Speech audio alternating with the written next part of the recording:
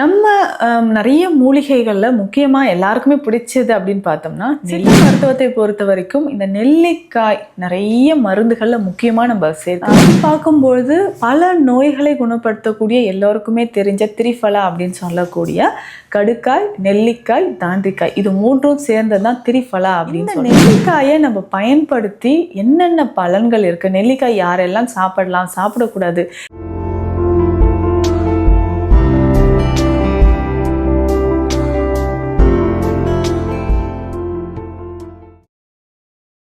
வரம் நேயர்களுக்கு வணக்கம். நான் டாக்டர் நித்யா, சித்தா ஃபிசிஷியன். நம்ம நிறைய மூலிகைகளில் முக்கியமாக எல்லாருக்குமே பிடிச்சது அப்படின்னு பார்த்தோம்னா நெல்லிக்காய். சித்த மருத்துவத்தை பொறுத்த வரைக்கும் இந்த நெல்லிக்காய் நிறைய மருந்துகளில் முக்கியமாக நம்ம சேர்க்கிறோம். அப்படி பார்க்கும்பொழுது பல நோய்களை குணப்படுத்தக்கூடிய எல்லோருக்குமே தெரிஞ்ச திரிஃபலா அப்படின்னு சொல்லக்கூடிய கடுக்காய், நெல்லிக்காய், தாண்டிக்காய் இது மூன்றும் சேர்ந்தது தான் திரிஃபலா அப்படின்னு சொல்கிறோம். இந்த நெல்லிக்காயை நம்ம பயன்படுத்தி என்னென்ன பலன்கள் இருக்குது, நெல்லிக்காய் யாரெல்லாம் சாப்பிடலாம், சாப்பிடக்கூடாது, டெய்லி சாப்பிட்லாமா, இல்லை வேறு எந்த மாதிரியான நோய்களுக்கோ இது சாப்பிட்டா என்ன ஹெல்த் பெனிஃபிட்ஸ் நமக்கு கிடைக்குது. நெல்லிக்காயை பொறுத்த வரைக்கும் இந்த கிளைமேட்டில் கரெக்டாக கண்டிப்பாகவே சாப்பிட்லான்னு சொல்லலாம். ஏன்னா கோடை காலம் வரும்பொழுது தினமுமே ஒரு நெல்லிக்காய் சாப்பிட்டுக்கிட்டே வந்தோம்னா நம்ம உடலில் அவ்வளவு சத்துக்கள் நமக்கு கிடைக்குது. ஏன்னா நம்ம எவ்வளோ காஸ்ட்லியான ஃப்ரூட்ஸ் எல்லாமே தேடி தேடி போய் சாப்பிட்றோம், இதில் தான் நிறைய சத்துக்கள் இருக்குது அப்படின்னு நினைக்கிறோம். ஆனால் தினந்தோறும் நம்ம பார்க்கக்கூடிய நெல்லிக்காயில் நிறைய சத்துக்கள் இருக்குது. முக்கியமாக இதில் அயன், பெண்களுக்கு இது ரொம்ப ரொம்ப முக்கியம் அப்படின்னு சொல்லலாம். அயன் சத்து, அதாவது இரும்பு சத்து இதில் அதிகமாக இருக்குது. கால்சியம், முக்கியமாக vitamin C, rich fibre content இதில் இருக்குது. இதோட ப்ராப்பர்ட்டிஸ் அப்படி இதில் என்னென்ன தன்மைகள் இதில் இருக்குது, எதற்கெல்லாம் இதை பயன்படுத்தலாம் அப்படின்னா, ஹீமோகுளோபின் லெவல் இன்க்ரீஸ் ஆகிறதுக்கு, நிறைய பேருக்கு அனிமியா அப்படின்னு சொல்லக்கூடிய இரத்த சோகை இருக்கும், ஹீமோகுளோபின் லெவல் இன்க்ரீஸ் ஆகிறதுக்கு நெல்லிக்காய் ரொம்ப ரொம்ப யூஸ்ஃபுல்லாக இருக்கும். அதே மாதிரி தான் இது ஒரு ஹெப்படோ ப்ரொடெக்டிவ் ட்ரக் அப்படின்னு சொல்லலாம். அதாவது லிவரை பாதுகாக்கக்கூடிய மூலிகைகளில் நெல்லிக்காய் முக்கியமான ஒன்று. நமக்கு லிவர் ரிலேட்டடாக ஏதாவது ப்ராப்ளம் இருக்குது, கல்லீரலை பலப்படுத்தணும், கல்லீரலை சுத்தப்படுத்தணும், ரத்தத்தை சுத்திப்படுத்தணும் அப்படின்னா அதற்கேற்ற மாதிரியாக நமக்கு நெல்லிக்காயை பயன்படுத்திக்கலாம். அவ்வளவு சத்துக்கள் நெல்லிக்காயில் நிறைஞ்சு இருக்குது. முக்கியமாக பார்த்தோம்னா நுரையீரல் சம்பந்தப்பட்ட பிரச்சனைகளுக்கு, நமக்கு ரொம்ப நாளாக காஃப் இருக்குது, இருமல், வீசிங் இருக்குது, நிறைய பேருக்கு பார்த்தோம்னா நிமோனியா சம்மந்தப்பட்ட பிரச்சனைகள் இருக்கும். இந்த மாதிரி நமக்கு லங்ஸ் ரிலேட்டடாக ப்ராப்ளம் இருக்குன்னா அதை சரி செய்யறதுக்கு நமக்கு நெல்லிக்காய் ஒரு மிக சிறந்த ஒரு வரப்பிரசாதம் அப்படின்னே சொல்லலாம். இது ஒரு முக்கியமான காயக்கற்ப மூலிகை. அது மட்டும் இல்லாமல் பித்தத்தை சமம் செய்யக்கூடிய ஒரு முக்கியமான ஒரு மூலிகை அப்படின்னா நம்ம நெல்லிக்காயை சொல்லலாம். இது சர்க்கரை நோயாளிகள்லேருந்து, பிளட் ப்ரெஷர் இருக்கிறவங்க, கொலஸ்ட்ரால் இருக்கிறவங்க, இதயம் சம்பந்தப்பட்ட பிரச்சனைகள், இல்லை ஆல்ரெடி எனக்கு ஸ்ட்ரோக் இருக்குது, இந்த பேரலிசிஸ் உடலில் ஒரு பகுதி நமக்கு சரியாக இயங்காமல் இருக்குது, அந்த மாதிரி பிரச்சனை இருந்தால், வாதம் சம்பந்தப்பட்ட நோய்கள் இருக்குது, எல்லாருமே நெல்லிக்காயை தாராளமாக பயன்படுத்தலாம்.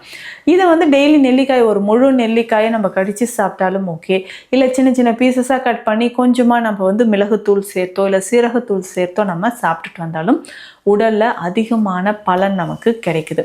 நெல்லிக்காயை பொறுத்த வரைக்கும் நம்ம என்னென்னா தேனூரல், சித்த மருத்துவத்தில் இது மருந்து வகை.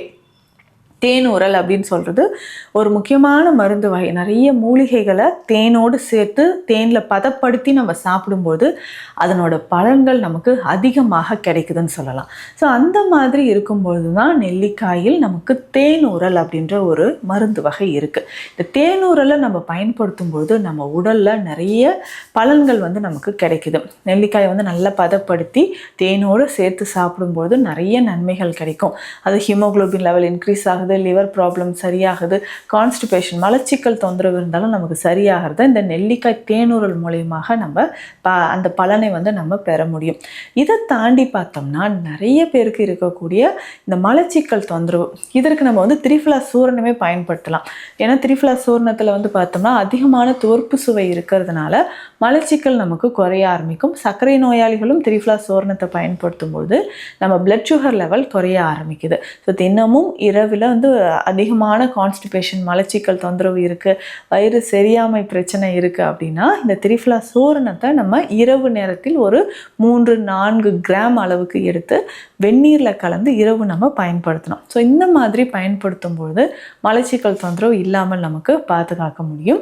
இதே மாதிரி நெல்லிக்காயை எப்படிங்க பயன்படுத்தணும், இல்லை நெல்லிக்காய் ஜூஸாக குடிக்கலாமா இல்லை அப்படியே சாப்பிடலாமா அப்படின்னு கேட்டிங்கன்னா, நெல்லிக்காய் சாறு தாராளமாக பயன்படுத்தலாம். ரொம்ப மலச்சிக்கல் இருக்குங்க, டைஜஷன் ப்ராப்ளம் இருந்துக்கிட்டே இருக்குது அப்படின்னு சொல்கிறீங்கன்னா நம்ம வந்து நெல்லிக்காயை முழுசாக சாப்பிட்றது நல்லது. இல்லைன்னா நம்ம நெல்லிக்காய் வந்து பிளட் பியூரிஃபிகேஷனுக்காகவோ இல்லை வெயிட் லாஸ்க்காக நம்ம சாப்பிட்றோன்னா நெல்லிக்காயை நம்ம வந்து ஜூஸ் மாதிரி குடிக்கலாம். இதனோட நம்ம என்ன பண்ணலாம்னா கொஞ்சமாக சீரகம், ஒரு அரை ஸ்பூன், ஒரு 2 நெல்லிக்காய் எடுக்கிறோன்னா இதனோட ஒரு அரை ஸ்பூன் சீரகம் சேர்த்து நெல்லிக்காயை நல்லா மிக்சியில் அரைச்சிட்டு ஃபில்டர் பண்ணி குடிக்கலாம். இல்லை பாதி அளவு அந்த நெல்லிக்காயோட சாறு எடுத்ததுக்கப்புறம் அந்த நெல்லிக்காயோட இல்லை இருக்கக்கூடிய அந்த சதை பகுதியை கொஞ்சமாக சேர்த்து நம்ம குடித்தாலும் அதனோட ஃபைபர் கண்டென்ட் நமக்கு உடலில் கிடைக்க ஆரம்பிக்கும். நம்ம பிளட் பியூரிஃபிகேஷன் பண்ணணும், தோல் சம்மந்தப்பட்ட பிரச்சனைகள் இருக்குன்னா நம்ம நெல்லிக்காய் சாறு எடுத்து குடிக்கும்போது நமக்கு நிறைய பலன்கள் நமக்கு கிடைக்க ஆரம்பிக்கும். முக்கியமாக பார்த்தோம்னா நம்ம உடலில் இருக்கக்கூடிய பிளட்டில் டாக்ஸின்ஸ் நிறைய இருந்ததுன்னா அதை வெளியேற்றுவதற்கு நமக்கு நெல்லிக்காய் பயன்படுது. இதனோடு மட்டும் இல்லாமல் இந்த நெல்லிக்காய், உலர்ந்த நெல்லிக்காயை நெல்லி முள்ளி அப்படின்னு சித்த மருத்துவத்தில் சொல்லுவோம். நிறைய மருந்துகளில் இந்த நெல்லி முள்ளி சேருது. அதே மாதிரி இந்த காட்டு நெல்லிக்காய் இருக்கு இல்லையா, அது நல்ல துவர்ப்பாக இருக்கும், ரொம்ப துவர்ப்பு கசப்பு சேர்ந்த மாதிரி இருக்கும். அதனோட சாறு எடுத்து பல மருந்துகளுக்கு பாவனை செய்து நம்ம பயன்படுத்துவோம். பாவனை அப்படின்னா அந்த மூலிகைகளை நெல்லிக்காய் சாறு விட்டு நம்ம வந்து வெயிலில் வச்சு எடுத்து உலர்ந்த பிறகு அதை நம்ம பயன்படுத்தணும். ஸோ இந்த மாதிரி பயன்படுத்தும் போது பல நோய்கள் நமக்கு உடல்ல இருந்து குணமாகுது. முக்கியமாக கல்லீரல் சம்பந்தப்பட்ட பிரச்சனைகள், இன்றைய காலகட்டத்தில் நிறைய பேருக்கு ஹேர் ஃபால் இருக்கும், முடி உதிர்தல் பிரச்சனை இருந்துக்கிட்டே இருக்குது. இந்த ஹேர் ஃபால் அப்படின்னு சொன்னால் நம்மளுக்கு எல்லாருக்குமே ரொம்ப தெரிஞ்ச ஒரு விஷயம் என்னென்னா, பேசிக்காக நெல்லிக்காய், கருவேப்பிலை இது எல்லாமே நம்ம பயன்படுத்துவோம். ஸோ அந்த அளவுக்கு நம்ம முடியோட வளர்ச்சிக்கு நெல்லிக்காய் ரொம்ப ரொம்ப முக்கியம் அப்படின்னு சொல்லலாம். இதை நம்ம நெல்லிக்காயை வந்து வெறும் அந்த நெல்லிக்காய் பொடி இருக்கு இல்லைங்களா, இதை வந்து வெந்நீரில் கலந்தோ இல்லை தேனோடு கலந்தோ நம்ம சாப்பிடும்போது நமக்கு என்ன ஆகுதுன்னா, காலையில் எம்டி ஸ்டொமக்கில் சாப்பிடும்போது நம்ம உடலில் இருக்கக்கூடிய பல பிரச்சனைகள் இதிலேருந்து குணமாகுது அப்படின்னு சொல்லலாம். ஸோ காலையில் நெல்லிக்காயை நம்ம வந்து தேனில் கலந்து அந்த நெல்லிக்காய் பொடியை தேனில் கலந்து நம்ம சாப்பிடும்போது நல்லாவே வெயிட் லாஸ் ஆகுது. இல்லை வெந்நீரில் கலந்து குடித்தாலும் நம்ம உடலில் இருக்கக்கூடிய பேட் கொலஸ்ட்ரால் வந்து கரைய ஆரம்பிக்கும். ஒருவேளை நமக்கு இதயம் தொடர்பான பிரச்சனைகள் இருந்தால் நெல்லிக்காய் சாறு அல்லது நெல்லிக்காய் பொடியை நம்ம வந்து பயன்படுத்தலாம். குழந்தைகளுக்கு எல்லாமே பார்த்தோம்னா இந்த நெல்லிக்காய் லேகியம் அப்படின்ற ஒரு மெடிசன் சித்த மருத்துவத்தில் இருக்குது. பேசிக்காக நம்ம உடலில் வந்து ஸ்டாமினா இன்க்ரீஸ் பண்ணுறதுக்கு நெல்லிக்காய் லேகியம் பயன்படும். லேகியம் அப்படின்னாவே இனிப்பு வகையாக இருக்கக்கூடியதான், இனிப்பாக இருக்கக்கூடியதான். குழந்தைகள் வந்து இதை விரும்பி சாப்பிடுவாங்க. ஸோ அந்த அளவுக்கு நம்ம வந்து நெல்லிக்காய் லேகியம் பயன்படுத்தும் போது நம்ம உடலில் அதிகமான இம்யூனிட்டி, ஸ்டாமினா வந்து இன்க்ரீஸ் ஆகும். ஸோ நுரையீரல் சம்மந்தப்பட்ட பிரச்சனைகளோ இல்லை குழந்தைகளுக்கு வந்து அடிக்கடி காய்ச்சல் வருது, ஸோ இந்த மாதிரி பலவீனமாக குழந்தைகள் இருக்கிறாங்கன்னா நம்ம நெல்லிக்காய் லேகியத்தை பயன்படுத்தலாம். இதனுடைய அளவு அப்படின்னு பார்க்கும்போது ஒரு அரை ஸ்பூன் அளவுக்கு ஒரு நாளைக்கு 2 வேளை அல்லது ஒரு வேளை நம்ம பயன்படுத்தலாம். பெண்களுக்குமே ஏற்படக்கூடிய அதிகமான உடல் உஷ்ணம், வெள்ளைப்படுதல் பிரச்சனை இருக்குன்னாலும் இந்த நெல்லிக்காய் லேகியம் பயன்படுத்தலாம்.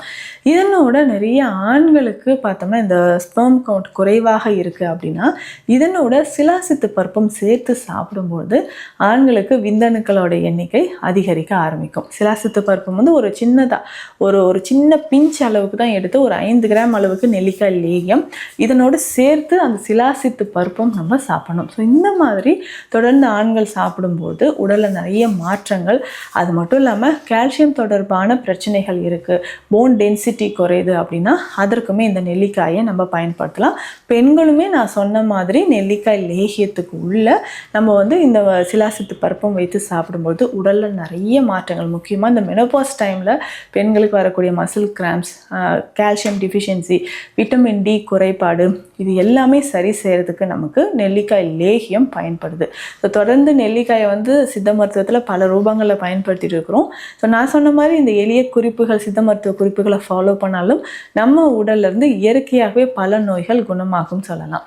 உங்களுக்கு மருத்துவம், உங்கள் உடல்நிலை தொடர்பாக மருத்துவ ஆலோசனைகள் ஏதாவது தேவைப்பட்டாலும் ஸ்க்ரீனில் இருக்கிற நம்பருக்கு காண்டாக்ட் பண்ணுங்கள். மீண்டும் அடுத்த பதிவில் சந்திக்கலாம். நன்றி.